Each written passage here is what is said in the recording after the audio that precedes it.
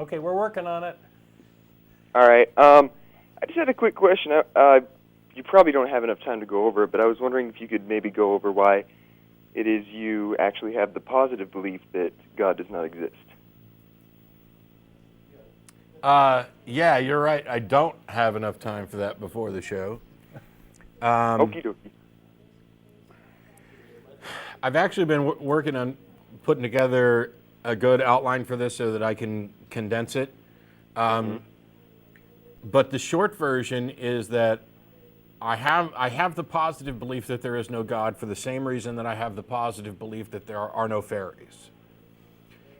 I don't require absolute certainty in order to make a, per my definition of knowledge, absolute certainty isn't required. But I'm not even asserting knowledge. I'm just stating what I believe to be true. I accept tentatively as true the claim there is no God and the claim there are no fairies. I'm still willing to change my mind when evidence is provided, and I'm not opposed to investigating the issue. It's not like I've written it off. But I don't just simply go, I don't believe that claim. I say, I believe that claim is not true. And I'll say that for fairies, leprechauns, Santa Claus, and gods.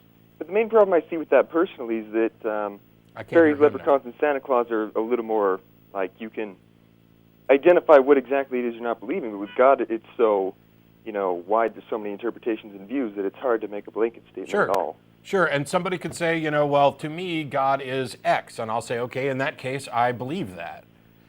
God is this pen. Okay, I believe this pen exists.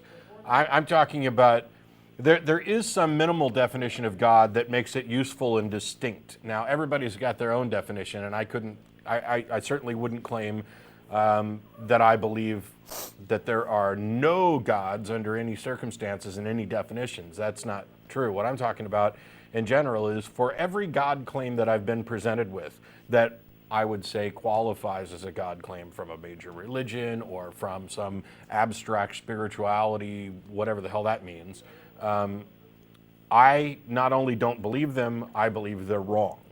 Now, I could be wrong, and I don't have the burden of proof, so it's not a claim I have to defend very often. It's just that's what I happen to believe, and it's for a lot of reasons. It has the biggest reason is that the claims make no sense. There was a guy who emailed me in this past week who said, I had these two experiences, one when I was 10 and one when I was 8, and in one of them, this knick-knack flew across the room.